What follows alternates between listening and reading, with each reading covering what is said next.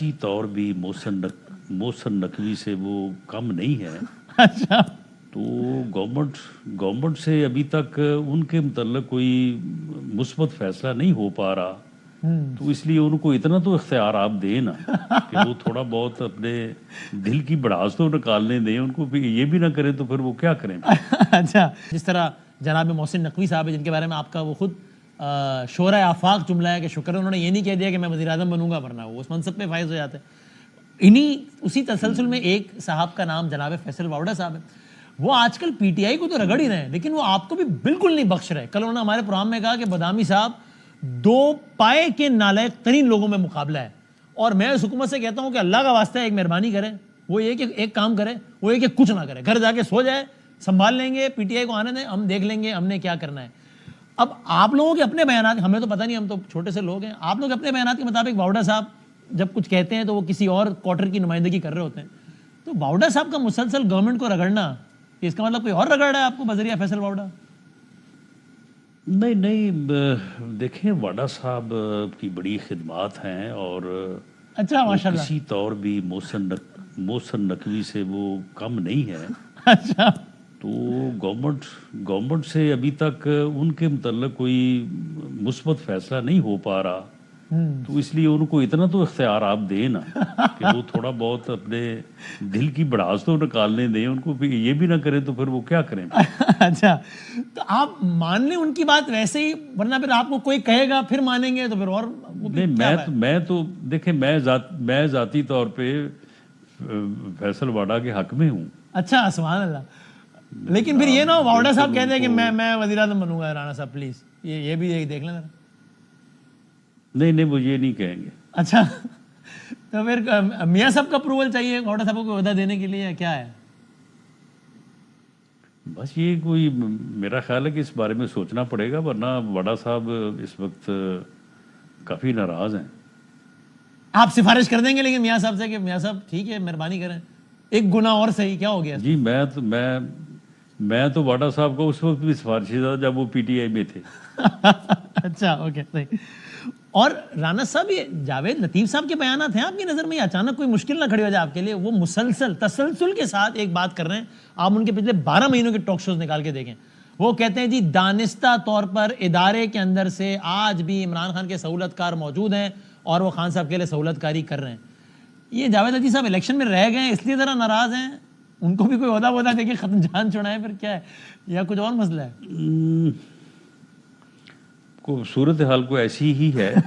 اچھا, کیونکہ ادارہ دیکھیں, یعنی جس ادارے کی وہ بات کر رہے ہیں, ہاں, وہ اپنے ڈسپلن میں دنیا میں اپنا کوئی ثانی نہیں رکھتا.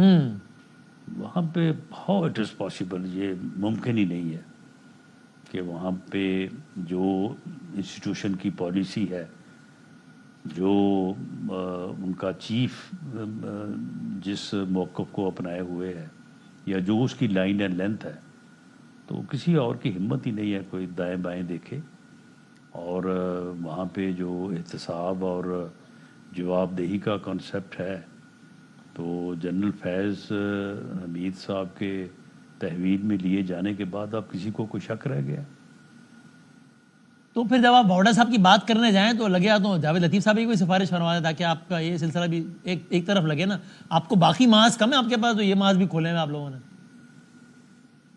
یہ تجویز معقول لگ رہی ہے؟ مشورہ تو آپ کا ٹھیک نہیں, یہ مشورہ تو آپ کا ٹھیک ہے, بات بھی معقول ہے, لیکن ایسا نہ ہو کہ یہ پھر رواج ہی پڑ جائے. یہ دو ہم جو ہے وہ ان کو سنبھالنے, ساری گالیاں نکالنا شروع کر دیں کہ ہمیں بھی اکوموڈیٹ کرو. 10-20 اور آ جائیں 10-20 اور آ جائیں تو پھر مصیبت پڑ جائے. ایک ریت نہ پڑ جائے. یہ ٹھیک ہے. یہ دوسرا پہلو. اسی تسلسل میں ایک تیسرا عنصر بھی ہے, وہ پیپلز پارٹی کا ہے. پہلے خبریں آئیں ذرائع سے, اور تب بھی ہم نے چیک کیا تو معلوم ہوا کہ خود بلاول صاحب نے ہی یہ خبر دی ہے کہیں کہ ہاں بھائی چلائیں خبر, کہ جی خبر آئی ذرائع بلاول بھٹو ناراض ہیں. پھر بلاول بھٹو صاحب خود منظر عام پر آ گئے کہ جوڈیشل کمیشن کے حوالے سے نون نے جو مجھ سے وعدہ کیا تھا کہ متناسب نمائندگی ہوگی, وہ نہیں ہوئی, اس لیے میں جوڈیشل کمیشن سے واپس آ گیا.